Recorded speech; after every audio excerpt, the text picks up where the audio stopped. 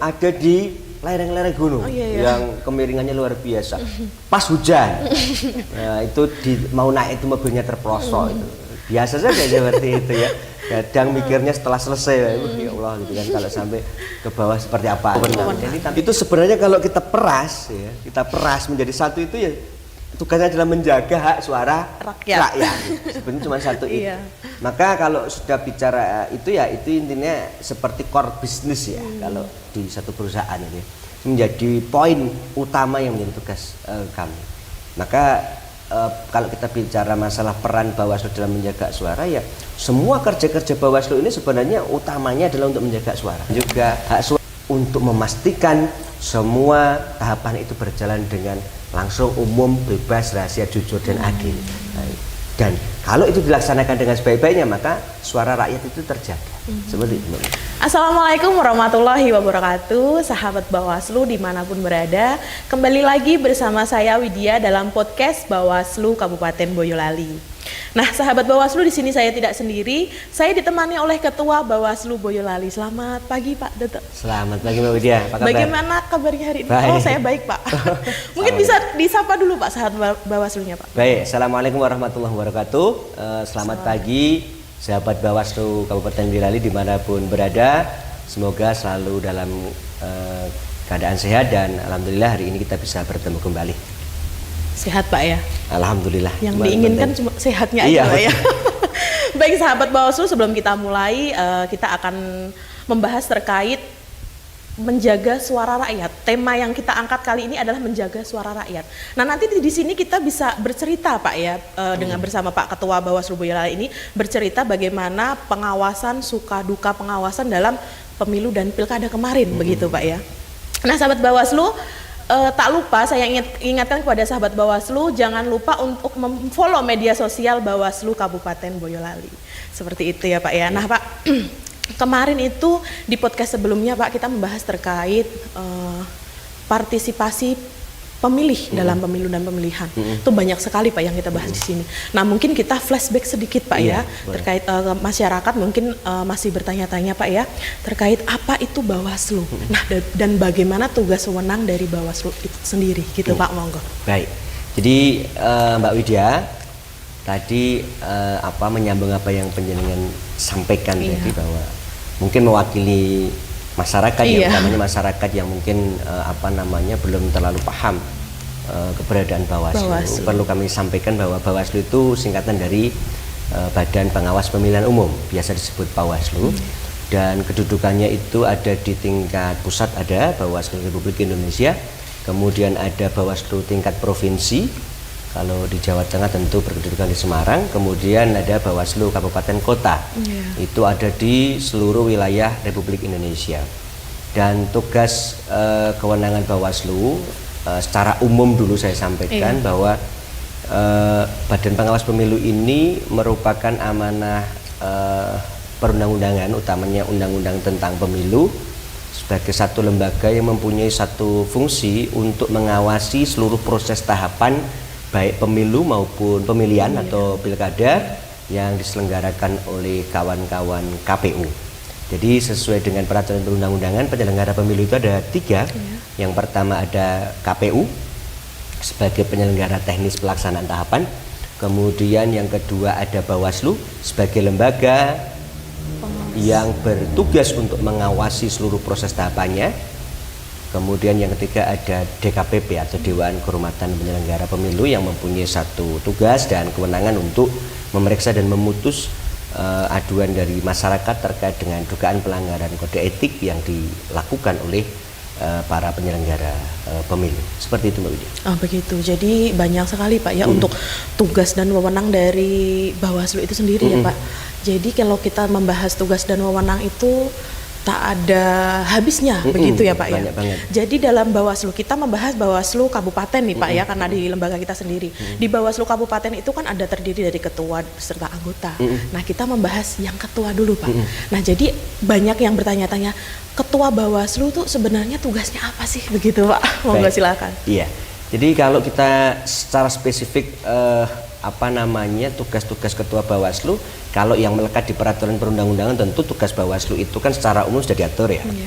Ya, yaitu sesuai dengan pasal 101 Undang-Undang Nomor 7 Tahun 2017 terkait dengan tugas Bawaslu. Tentu kami juga, saya sebagai ketua secara umum tugasnya juga sama. Yang pertama adalah melakukan upaya pencegahan dan penindakan di wilayah kabupaten terkait dengan dugaan pelanggaran pemilu maupun sengketa proses pemilu. Kemudian yang kedua, mengawasi pelaksanaan tahapan yang dilakukan oleh penyelenggara pemilu yang lain, dalam hal ini oleh KPU. Kemudian mencegah terjadinya praktek politik uang, di mana kita tahu bahwa salah satu penyakit ya pelaksanaan pemilu maupun pemilihan di Indonesia ini yang masih relatif marak adalah praktek politik uang. Ini menjadi tanggung jawab oleh Bawaslu untuk melakukan pencegahan, kemudian juga mengawasi netralitas semua pihak yang dilarang ikut serta di dalam pelaksanaan kegiatan kampanye. Misalnya yang diatur oleh peraturan perundang-undangan itu adalah netralitas yang harus dijaga oleh kawan-kawan ASN, TNI, Polri, kemudian juga para penyelenggara pemilu itu sendiri. Itu tugas kami juga. Kemudian mengawasi pelaksanaan putusan atau keputusan di wilayah kabupaten. Misalnya ada satu proses administrasi yang disengketakan atau yang dilaporkan, kemudian sudah menjadi putusan maupun keputusan oleh KPU. Tugas kami memastikan apakah keputusan atau putusan itu sudah dilaksanakan di tingkat kabupaten kota atau belum, gitu kan. Kemudian juga termasuk putusan DKPP. Nah, misalnya ada penyelenggara pemilu yang diputus oleh DKPP, sesuai dengan putusan DKPP itu apakah sudah dilaksanakan atau belum. Kami mempunyai kewenangan itu. Kemudian mengelola dan memelihara serta merawat arsip. Ya, kita sebagai lembaga penyelenggara pemilu, lembaga negara, tentu kita mempunyai kewajiban untuk mengarsipkan seluruh kegiatan dan juga memberikan informasi kepada masyarakat terkait dengan apa saja yang kita laksanakan. Kemudian juga mengawasi pelaksanaan sosialisasi penyelenggaraan pemilu yang dilakukan oleh KPU. Ini penting ya, karena kita tahu bahwa sosialisasi kepada masyarakat itu harus selalu dilakukan secara terus-menerus, simultan dengan kewenangan yang melekat di teman-teman KPU. Kita tugasnya untuk mengawasi itu. Itu kalau secara umum, Mbak. Kalau secara khusus kita tahu bahwa kepemimpinan Bawaslu kabupaten kota di seluruh Indonesia itu sifatnya kolektif kolegial. Jadi ada 5 pimpinan atau 3 pimpinan untuk kabupaten kota yang mungkin penduduknya kurang dari 1 juta. Kalau di Kabupaten Bela ada 5 orang, ya 5 orang itu kami bekerja secara kolektif kolegial. Saya sebagai ketua itu merangkap sebagai anggota dan mempunyai tugas untuk mengkoordinir seluruh kerja-kerja di Bawaslu. Kemudian saya juga mempunyai tugas menjadi penyambung lidah ke dalam dan keluar bagi lembaga. Ya. Kemudian secara administrasi tentu saya mempunyai tugas menjadi penanggung jawab untuk mendisposisi surat dan lain sebagainya. Itu Mbak, secara spesifiknya seperti itu, dan banyak lagi sebenarnya tugas-tugas yang melekat di kami semua. Jadi memang kalau kita bicara terkait tugas dan wewenang dari Bawaslu sendiri, dari maupun anggotanya, jajarannya Pak ya, itu memang banyak sekali gitu banyak, Pak ya? Jadi cukup di sini mungkin kita pembahasan terkait Bawaslu, terkait anggotanya, mungkin seperti itu Pak ya. Nah, pada pokok intinya di sini Pak ya, karena kita mengangkat terkait menjaga suara rakyat, tema kita hari ini gitu ya. Jadi bisa diceritakan nih Pak ya, suka duka dari Bawaslu Boyolali ini dalam pengawasan pemilu dan pilkada 2024 kemarin gitu Pak. Monggo silakan. Baik, jadi kalau kita bicara masalah suka dukanya itu ya sangat beragam ya. Kalau kita bicara sukanya gitu ya, tentu karena kita sudah mendapatkan kepercayaan dan amanah dari negara untuk melaksanakan proses pengawasan tahapan baik pemilu maupun pilkada. Ya tentu kita laksanakan itu sebagai satu kehormatan, tentu membahagiakan. Dan kami dibantu oleh seluruh jajaran kami dalam tahapan itu. Ada rekan-rekan pengawas tingkat kecamatan, kemudian ada rekan-rekan pengawas desa dan kelurahan maupun pengawas TPS. yang tersebar di seluruh TPS di seluruh wilayah Kabupaten Boyolali. Sehingga kami keluarga besar Bawaslu Kabupaten Boyolali saat itu jumlahnya sangat banyak. Total itu mencapai hampir 2.500 orang. Banyak ini sekali ya, satu Pak, jumlah yang tidak sedikit saya kira. Dan semuanya siap sedia untuk bertugas mengawasi seluruh proses tahapan pemilu dan pemilihan. Itu kalau sukanya, kawannya banyak, kemudian menambah pengalaman juga, karena tentu di dalam tugas-tugas itu kami harus turun ke lapangan yang wilayahnya itu sangat luas, Kabupaten Boyolali, berbatasan dengan Kabupaten Magelang di barat, di wilayah Kecamatan Selasana, kemudian berbatasan dengan Kabupaten Klaten, berbatasan dengan Kota Surakarta, berbatasan dengan Kabupaten Sragen, di ujung utara sana berbatasan dengan Kabupaten Grobogan, kemudian juga berbatasan dengan Kabupaten Semarang, yang itu seluruhnya menjadi selain tantangan juga hal baru dan menarik untuk kami kunjungi dan kita awasi. Ini yang baik. Kemudian untuk tadi kan suka dan duka ya. Nah, dukanya banyak juga, Mbak. Kita tahu ya. Jadi masyarakat itu utamanya masyarakat yang peduli terhadap proses pelaksanaan tahapan pemilu dan pemilihan itu mempunyai ekspektasi yang sangat tinggi terhadap Bawaslu. Mengingat Bawaslu sesuai dengan peraturan perundang-undangan memang mempunyai tugas dan tanggung jawab serta wewenang untuk menjalankan itu dengan sebaik-baiknya. Maka seluruh hal terkait dengan proses pengawasan itu, apapun itu oleh mereka biasanya itu pokoknya itu urusannya Bawaslu gitu ya. Jadi kami itu sering sekali mendapatkan aduan, mendapatkan laporan, informasi dan sebagainya untuk kita tindak lanjuti, dan waktunya itu tidak kemudian hanya pada jam kerja saja, Mbak. Ya, biasa kami itu pulang dari kantor sampai jam 2 malam, jam 3 malam itu biasa. Bahkan banyak sekali kawan-kawan kalau pas puncak tahapan itu sampai menginap di kantor gitu. Itu dukanya, tapi tidak duga juga sih sebenarnya, karena itu memang tanggung jawab yang harus dilaksanakan oleh kawan-kawan, dan ketika tanggung jawab itu dilaksanakan dengan penuh rasa ikhlas, tanggung jawab berdasarkan prinsip profesionalisme dan transparan yang harus kita junjung tinggi, maka itu semuanya bisa dilaksanakan dengan sebaik-baiknya. Yang membahagiakan, justru kami merindukan saat-saat pas tidak ada tahapan seperti ini.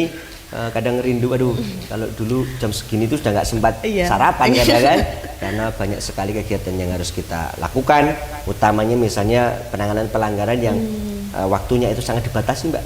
Utamanya kalau pas pilkada kemarin, bisa dibayangkan itu ya, kalau ada laporan kami itu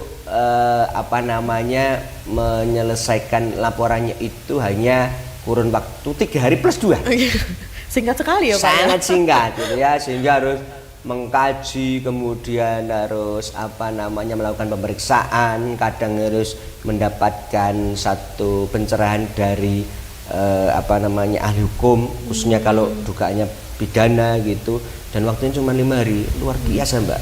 Kami dibantu oleh jajaran dari anggota Sentra Gakumdu itu, dari kepolisian maupun kejaksaan yang juga bekerja sangat luar biasa. Ini yang selalu kita rindukan lah. Bahkan pilkada kemarin itu banyak sekali laporan di Boyolali ya, Pak ya? Banyak sekali, Mbak.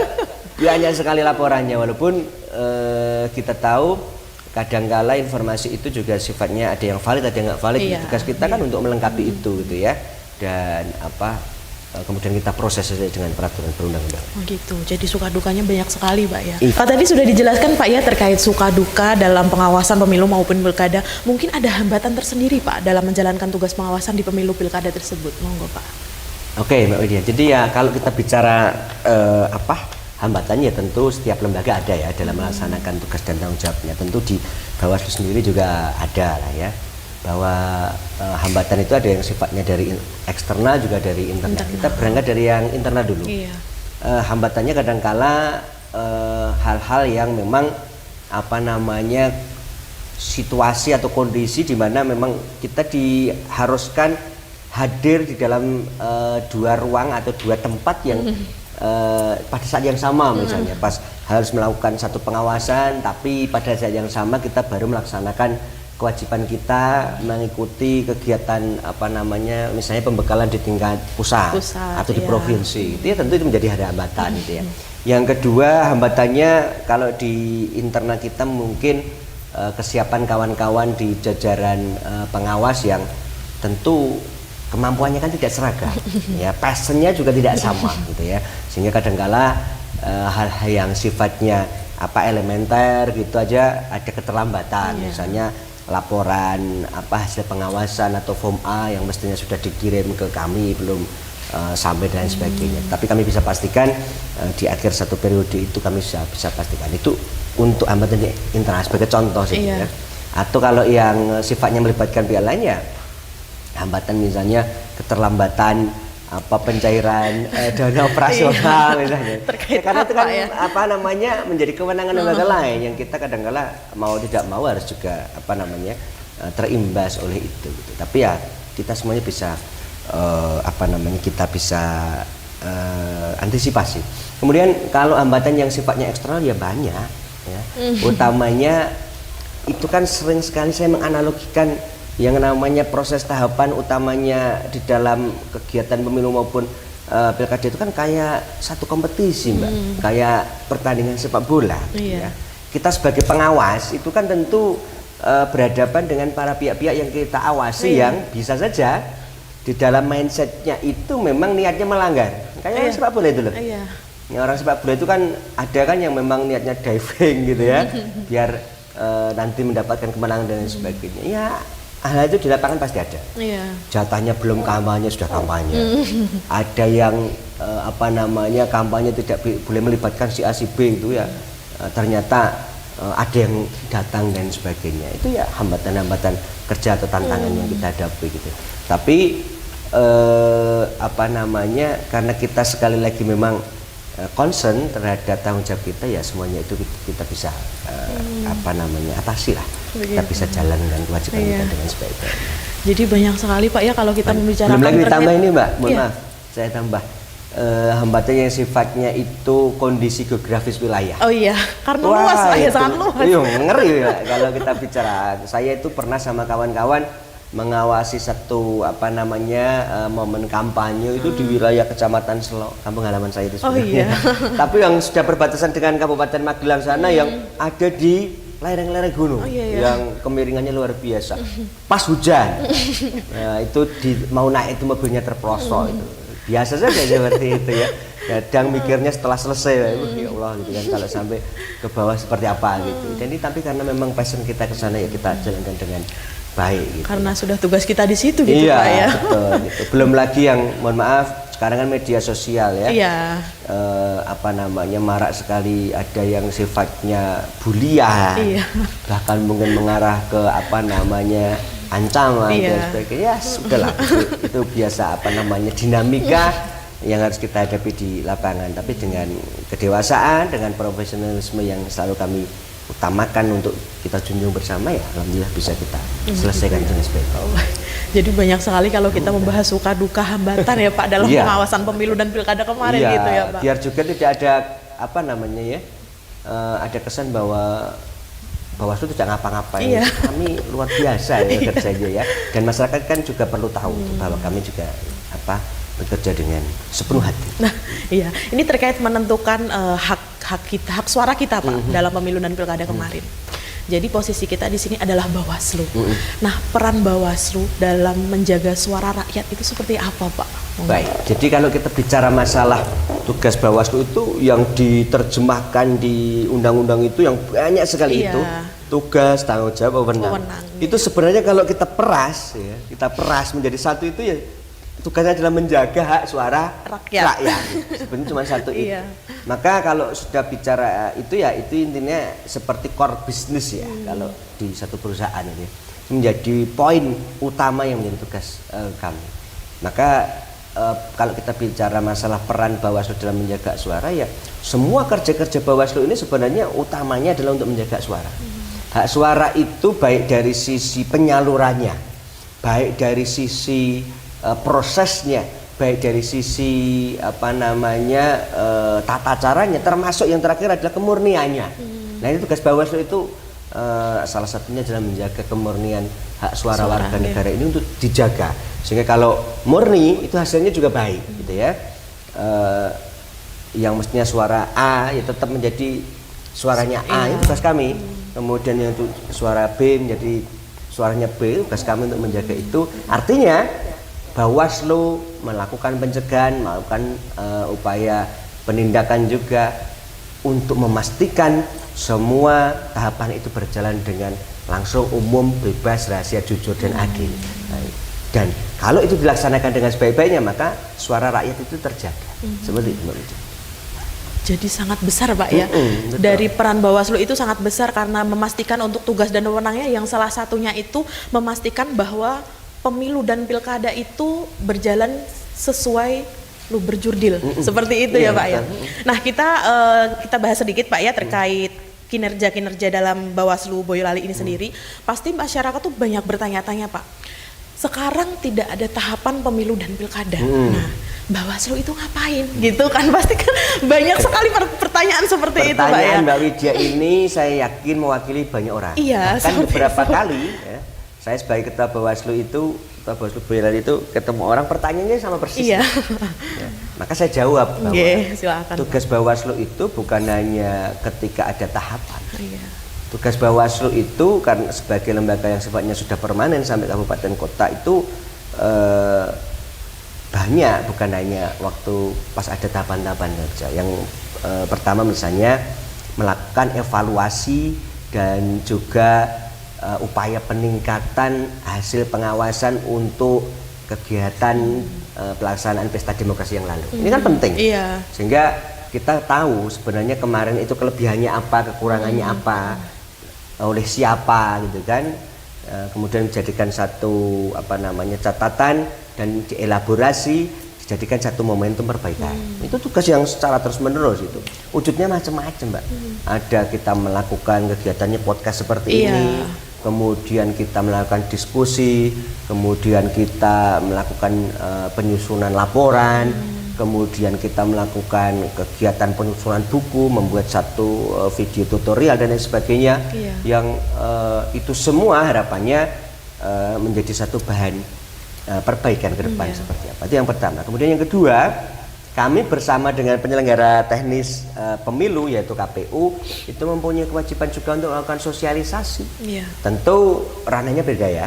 Kalau sosialisasi KPU itu lebih pada sisi pelaksanaan teknisnya seperti apa nanti pemilu yang akan datang gitu ya. Kalau di kami itu adalah sosialisasi untuk meningkatkan kualitas pelaksanaan pesta demokrasi. Misalnya pentingnya menghindari praktek money politik di pilkada atau pemilu yang akan datang. Ini kan menjadi tanggung jawab kita bersama.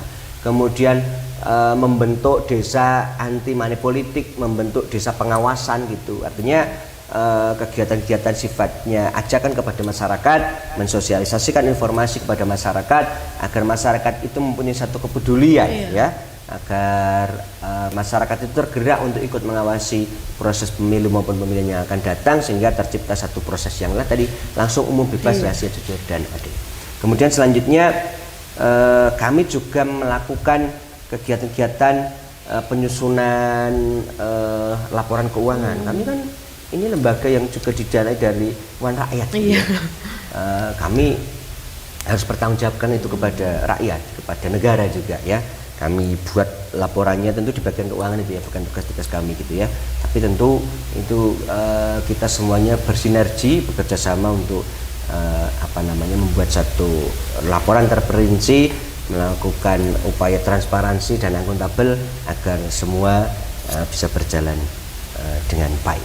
Ini Mbak, tugas-tugas yang luar biasa. Luar biasa. Setahun ini ya Pak ya, karena tidak ada tahapan begitu ya. Tahapannya masih nanti insya Allah di di tahun 2027 mungkin ya. Tapi masih juga nunggu kegiatan-kegiatan politik di DPR RI sana Mbak. Karena isunya kan akan ada revisi undang-undang pemilu ya. Ya kita tunggu saja. Kita kan sebagai pelaksana undang-undangannya apa yang bisa diputuskan oleh para pembuat undang-undang dalam hal ini adalah DPR dan pemerintah itu ya kita nanti jalankan. Iya, jadi tidak hanya mungkin masyarakat banyak bertanya seperti itu, Pak. Mungkin tidak hanya diam saja Bawaslu KPU ini ngapain kalau nggak ada tahapan kan seperti itu. Betul. Bahwa kita di sini banyak sekali agenda kita untuk 1 tahun ke depan, misal kita susun seperti itu gitu Pak ya. Nah jadi sahabat Bawaslu di rumah juga bisa memfollow akun media sosial Bawaslu Boyolali karena agar setiap ada interaksi. Iya, ada interaksi antara masyarakat dengan kita gitu ya Pak ya, karena setiap kegiatan kita, kinerja kita publikasikan dalam bentuk berita maupun di media sosial. Begitu Pak ya. Dan saya tambah Mbak. Oh iya, silahkan. Tahun kemarin kita sudah menjadi lembaga yang informatif ya. Oh iya. Yang dinilai oleh Komisi Informasi. Sehingga kita layak ya sedikit berbangga kepada masyarakat. Disampaikan bahwa lembaga kami sudah informatif, artinya semua hal yang kami lakukan itu sudah kami susun sedemikian rupa menjadi satu kegiatan yang sudah terlaksana, dan hasilnya pelaksanaannya kita sudah share informasinya kepada masyarakat. Silakan diikuti media sosial kami. Kami lengkap ya media sosialnya yang bisa ini, dan di follow, syukur di di like ya, atau di like komentar begitu ya Pak. Like dan di komen gitu ya, sebagai ada interaksi menjadi bagian handarbeni kepada lembaga Bawaslu, karena sekali lagi kami lembaga negara yang dibiayai oleh uang rakyat. Iya. Jadi banyak sekali seperti itu ya Pak. Nah, ini Pak terakhir ya Pak, harapan ke depan Pak untuk lembaga itu seperti apa sih Pak? Harapannya tentu yang pertama agar Bawaslu tingkat kabupaten kota ini tetap eksis ya, karena bagaimanapun keberadaan Bawaslu di tingkat kabupaten kota di seluruh Indonesia ini, walaupun mungkin masih ada celah di sana sini terkait dengan tugas tanggung jawab dan wewenang yang dilaksanakan dan belum sesuai dengan ekspektasi, tetapi harus diakui bahwa keberadaan kami Bawaslu itu sangat membantu meningkatkan nilai demokrasi di pelaksanaan pemilu dan pilkada. Kemudian yang kedua harapannya ya tentu masyarakat secara aktif mau terlibat di dalam proses pengawasan pesta demokrasi yang akan datang bersama-sama dengan kami menjadi pengawas partisipatif untuk meningkatkan tadi kualitas demokrasi. Ingat, demokrasi yang berkualitas adalah demokrasi yang dilaksanakan secara langsung, umum, bebas, rahasia, jujur dan adil, tanpa banyak kecurangan di sana, yang pada hakikatnya itu nanti akan bisa melahirkan sosok-sosok pemimpin maupun wakil rakyat yang berkualitas, memikirkan nasib rakyat seluruh Indonesia. Ya, baik seperti itu ya Pak ya. Baik, terima kasih sekali lagi Pak Ketua. Sama-sama. Terima kasih telah mengisi podcast kita dengan tema menjaga suara rakyat dalam podcast Bawaslu Boyolali. Terima kasih sahabat Bawaslu telah menyaksikan podcast Bawaslu Boyolali hari ini. Terima kasih kepada tim Humas Bawaslu Boyolali karena setia dalam tim teknis ya di balik podcast Bawaslu Boyolali. Saya Widya mohon pamit undur diri. Wassalamualaikum warahmatullahi wabarakatuh. Waalaikumsalam warahmatullahi wabarakatuh.